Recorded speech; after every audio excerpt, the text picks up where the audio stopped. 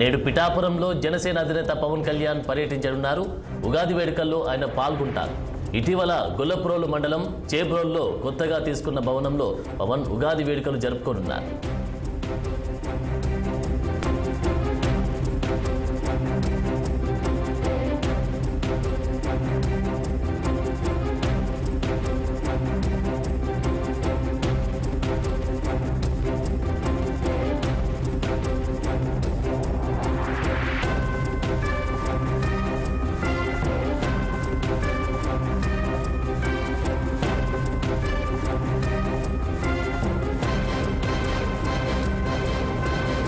పవన్ కళ్యాణ్ పిఠాపురం నియోజకవర్గం నుంచి కూటమి అభ్యర్థిగా బరిలో దిగుతున్నారు.